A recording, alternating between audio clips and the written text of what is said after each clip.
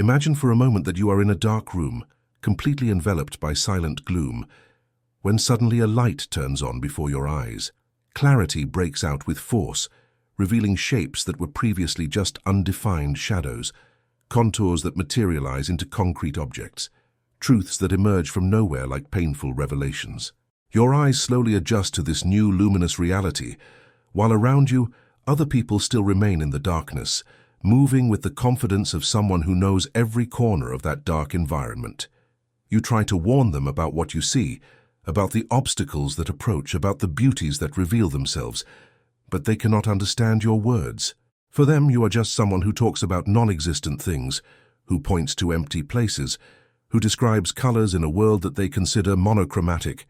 This is the condition of those who, as Albert Camus observed with surgical precision, see too much before others. It is a unique and deeply disturbing existential position where awakened consciousness finds itself isolated amid collective unconsciousness. Camus, with his philosophy of the absurd, shows us that there is a devastating price to be paid by those who awaken too soon to the fundamental truths of existence. This is not just a difference in perspective or a simple intellectual advancement. It is an existential rupture that separates the conscious individual from the rest of still sleeping humanity, creating an abyss of loneliness that echoes through every attempt at communication, every gesture of understanding, every moment of genuine connection that proves impossible. The danger of seeing too much lies precisely in this cruel anticipation of consciousness. When you understand before others the absurd nature of existence, when you perceive the absence of intrinsic meaning in the universe, when you recognize the artificiality of social constructions that sustain the illusion of order and purpose, you find yourself in a position of almost unbearable existential isolation. His contemporaries continue to live their lives with the security of those who believe in comforting narratives, in promises of transcendence, in certainties built by tradition and culture. They get up in the morning with clear objectives. They sleep at night with the clear conscience of those who have fulfilled their role in the great theater of existence.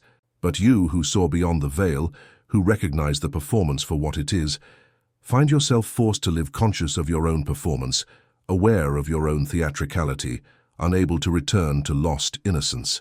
Camus experienced this condition intensely. Born in colonial Algeria, he grew up witnessing the brutal contradictions of a system that preached civilization while practicing domination, that spoke of universal values while denying humanity to entire populations. From a young age, he saw the fundamental hypocrisy of power structures, the falsity of official narratives, the cruelty disguised as civilized order. This early perception placed him in constant conflict with his time, making him an outsider in his own time. He saw the Second World War approaching, when others still believed in perpetual peace. He recognized the totalitarian nature of Stalinism, when left-wing intellectuals were still idealizing the Soviet Union. He understood the futility of redemptive ideologies, when millions gave themselves to them as the last hope of salvation. This capacity for anticipation, far from being a gift, turned out to be an almost unbearable existential burden. Camus repeatedly described in his diaries the feeling of always being one step ahead of his time, already living in tomorrow, while others still inhabited yesterday. "I live in a time that is not mine," he wrote, perfectly capturing this temporal dyssynchrony that characterizes those who see too much. It's like being constantly out of phase with the collective present, experiencing a temporal loneliness that adds to the spatial loneliness. You are not only alone among your contemporaries, but alone in time itself, inhabiting a future that has not yet arrived for others.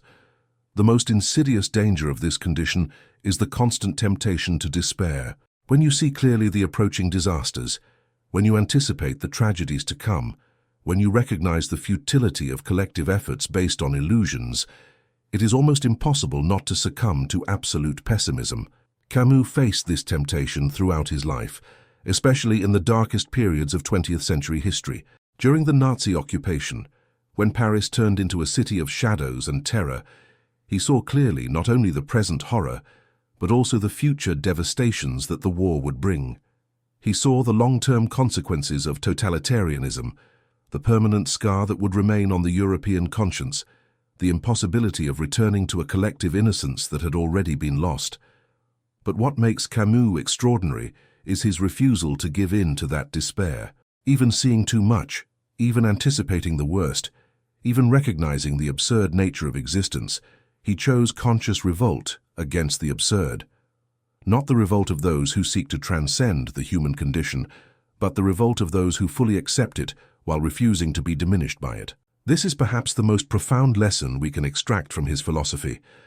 The possibility of maintaining human dignity even when all comforting illusions have been destroyed, even when the truth proves too cruel to bear. The loneliness of those who see too much manifests itself in particularly cruel ways in personal relationships. How do you explain to someone you love that the world they believe in is a fragile, temporary construct? How do you share your vision of the future when that vision is too bleak to bear? How do you maintain authentic relationships when your perception of reality is fundamentally different from that of others? Camus faced these questions in his own relationships, whether with intellectual friends who did not share his disillusionment, or with women he loved but who could not fully understand his worldview, or with work colleagues who still lived in certainties that he had lost long ago. The result is a unique form of existential isolation. You find yourself constantly translating your thoughts into language that others can bear, lessening the intensity of your perceptions so as not to frighten those who still need certain illusions to function. He becomes an existential diplomat, constantly negotiating between his inner truth and the collective truth that sustains society. This diplomacy is exhausting because it requires you to live simultaneously in two worlds: the real world that you perceive with all its rawness and contradiction, and the constructed world that others inhabit with all its consoling artificiality. The temptation to cynicism becomes almost irresistible in this situation. When you repeatedly see your dark predictions come true, when your warnings are ignored only to be validated by later events, when your clear-eyed analysis of reality is consistently confirmed by history, it's natural to develop a certain disdain for those who refuse to see. Camus fought this temptation throughout his life. He recognized that cynicism, although intellectually satisfying, was a form of moral abandonment. It was a way of protecting himself from the pain of caring, but at the same time a betrayal of his own humanity. Instead of cynicism, Camus proposed something much more difficult and much more noble: compassionate lucidity. It is about seeing reality clearly, including its darkest and most contradictory aspects, but without losing the ability to be moved by the human condition. It is recognizing that those who still live in illusions are not necessarily stupid or cowardly, but simply human, trying to find ways to make bearable an existence that, viewed without filters, can be devastatingly cruel. This stance requires extraordinary moral strength, because it demands that you keep your heart open even when your mind is fully awakened to the cruelty of the world. Those who see too much often find themselves in a paradoxical position regarding the future. On the one hand, their ability to anticipate gives them a considerable practical advantage. They can prepare for changes that others do not see coming. They can make decisions based on a broader understanding of historical trends. They can avoid pitfalls that take others by surprise. On the other hand, this same capacity condemns them to live permanently in the future, always anticipating the next disaster, the next crisis, the next collective disillusionment. Camus experienced this paradox intensely during the years leading up to World War II. He saw with increasing clarity the inevitability of conflict, recognized the signs of an impending catastrophe that others preferred to ignore. But this realization did not bring him intellectual satisfaction, only a deep melancholy in the face of collective blindness. In his writings at the time, there is an almost physical frustration at the inability of others to see what was obvious to him. It was like shouting in a room full of deaf people, like turning on headlights in a storm of willful blindness. There is also a disturbing temporal aspect to this condition. When you constantly anticipate the future, you partially lose the ability to fully inhabit the present. Each present moment is contaminated by the awareness of what will come. Each joy is tempered by the anticipation of future pain. Each achievement is relativized by the perception of its transience. It is a form of temporal exile that adds an extra dimension to existential loneliness. You are not only alone in space, isolated from your contemporaries, but also alone in time, unable to completely surrender to any present moment. However, This same temporal exile can also be a source of singular freedom. When you are no longer fully embedded in the collective time stream, when your consciousness hovers somewhat above the current of immediate events, you gain a perspective that can be simultaneously tragic and liberating. You can see the patterns that repeat in human history. You can recognize the deep structures that govern collective behavior. You can understand the forces that move societies far beyond the surface of conventional explanations. This is the position that Camus called foreign. The foreigner is not just someone who comes from outside, but someone who, despite being inside, maintains a critical distance in relation to social codes and conventions. He is someone who participates in social life without being completely absorbed by it, who understands the rules of the game without necessarily believing in their legitimacy. This condition of inner foreigner is simultaneously a curse and a privilege, a source of suffering and a source of lucidity. I want you to think for a moment about your own experience of seeing too much. How many times have you anticipated problems that others couldn't see? How many times have your concerns been dismissed as excessive pessimism, only to be validated by later events? How do you deal with this feeling of always being one step ahead, always seeing what others cannot yet perceive? Leave in the comments a situation in which you felt this dyssynchrony, this isolation from those who see too much. Your experience can help others living with this same condition feel less alone. Because perhaps the only way to endure this loneliness is to recognize that it is shared, that there is an invisible community of those who see too much, spread across the world, but united by the same existential condition. The question of responsibility becomes particularly complex for those who see too much. When you foresee disasters, when you notice destructive tendencies before they become obvious, when you understand the long-term consequences of seemingly innocent decisions, you find yourself in an ambiguous moral position. To what extent are you responsible for warning others? How do you balance intellectual honesty with human compassion? How do you communicate difficult truths without destroying others' ability to function day to day? Camus faced these questions throughout his career as a journalist and writer. During the war in Algeria, for example, he clearly saw that both French colonial violence and Algerian revolutionary violence would lead to a cycle of destruction that would bring justice to no one. His nuanced position, defending the rights of Algerians but opposing terrorist methods, was misunderstood by both the French right and the anti-colonial left. He was attacked as a traitor by the French and as a collaborator by the Algerians, precisely because his vision was too broad to fit into the conventional political categories of the time. This experience illustrates one of the most painful aspects of seeing too much: the impossibility of finding an intellectual and moral place that is recognized and accepted by others. When your understanding of reality transcends conventional political divisions, when you simultaneously see the legitimacy and limits of seemingly opposing positions, you find yourself in an intellectual no-man's land, attacked from all sides precisely for your refusal to accept the simplifications that make political action possible. The intellectual loneliness that results from this condition can be particularly devastating for those who, like Camus, maintain a deep love for humanity despite all their lucidity about its limitations. Is it possible to love what you understand too much? Is it possible to maintain hope when you clearly see all the reasons to despair? Is it possible to build authentic relationships when you are constantly aware of all the illusions and self-deceptions that underpin normal social life? Camus answered these questions through his philosophy of revolt. Revolt is not revolution, which seeks to replace an unjust order with a perfect order. Revolt is the constant and ever-renewed refusal to accept injustice and absurdity, even though we know that this refusal will not lead to final victory. It is an existential stance that allows us to maintain human dignity even when all hopes of transcendence have been abandoned. It's a way of saying no to the world without ceasing to participate in it, of criticizing existence without ceasing to embrace it.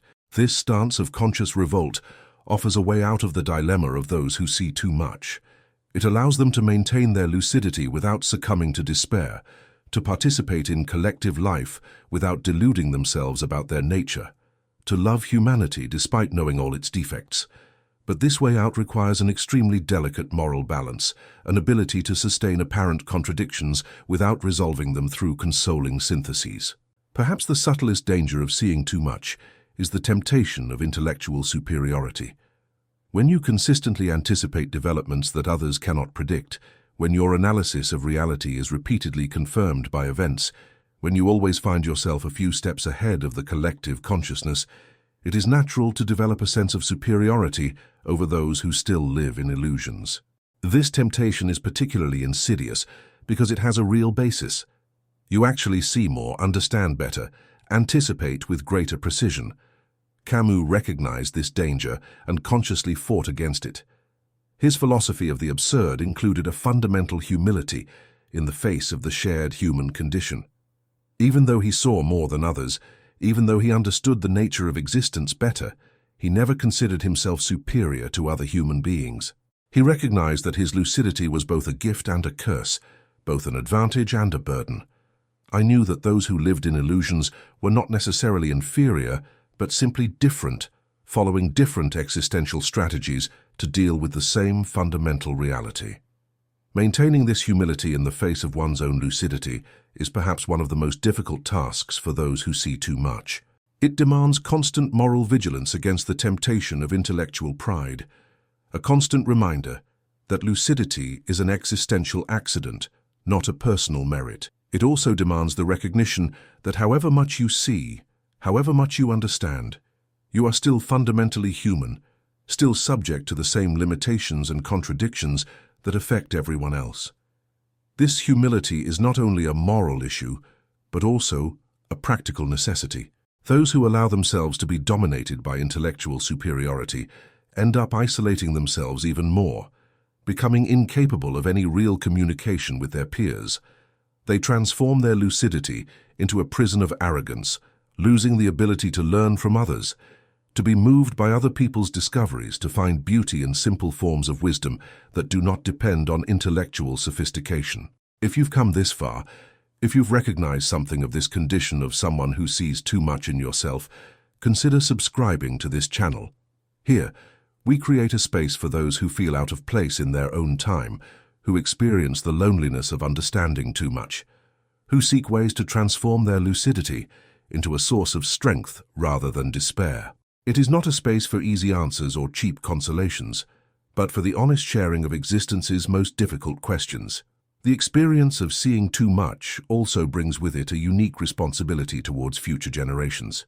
When you anticipate historical developments, when you understand social trends before they become obvious, when you see the dangers approaching humanity, you carry a moral obligation to try to influence the course of events, even though you know your chances of success are slim.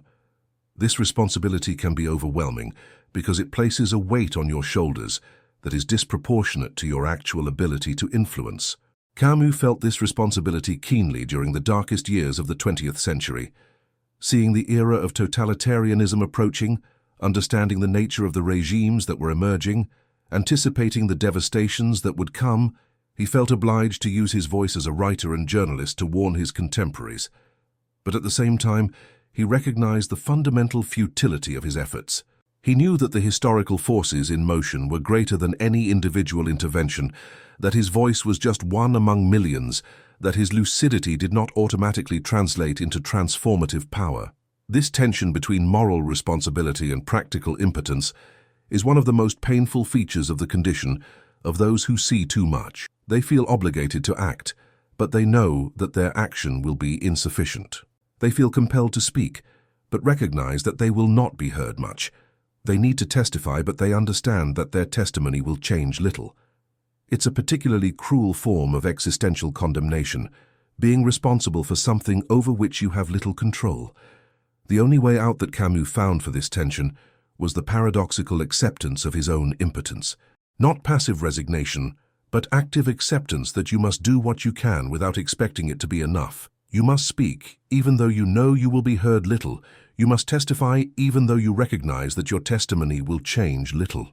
This is perhaps the essence of his philosophy of revolt, to keep fighting even though he knows that the fight will not lead to final victory, to keep hoping even though he knows that hopes are largely illusory. The psychological toll of this condition can be devastating.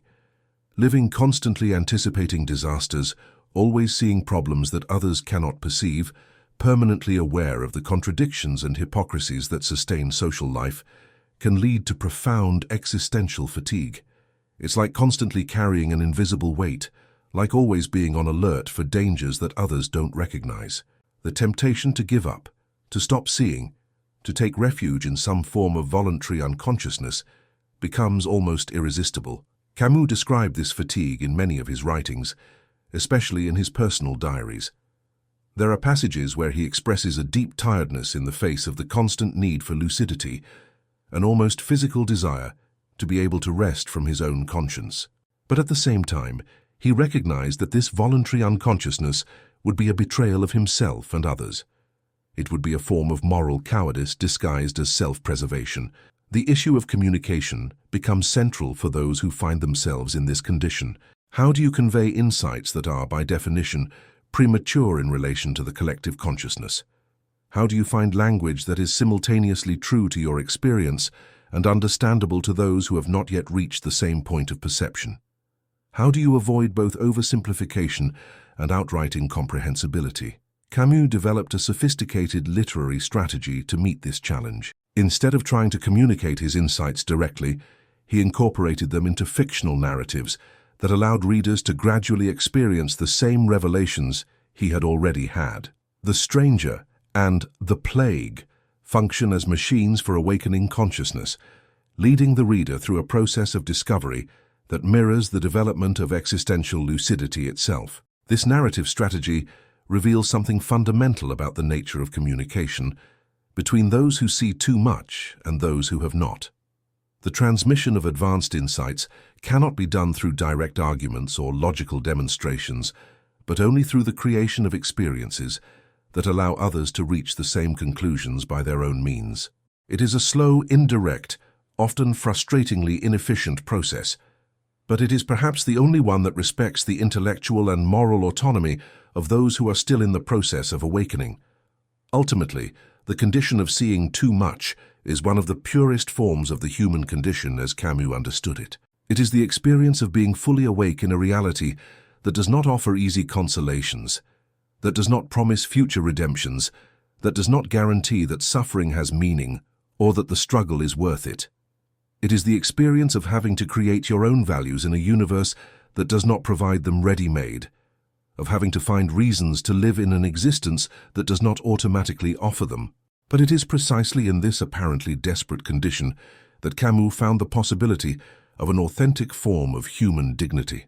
When all comforting illusions have been removed, when all promises of transcendence have been recognized as false, when all the artificiality of social life has been exposed, there remains the possibility of choosing how you will respond to this naked reality. There still remains the fundamental freedom to decide what kind of person you will be in the face of the absurdity of existence. This freedom is terrible because it is absolute, but it is also the one thing that no one can take away from you. Even if you see too much, even if you anticipate the worst, even if you recognize the ultimate futility of all human efforts, you can still choose to maintain your humanity. You can still choose to treat others with compassion. You can still choose to create beauty in the midst of chaos. You can still choose the truth over the comforting lie. The experience of seeing too much is therefore simultaneously a curse and an opportunity. It is a curse because it condemns you to existential isolation, to the loneliness of understanding more than others, to the responsibility of carrying perceptions that are too heavy to be borne easily.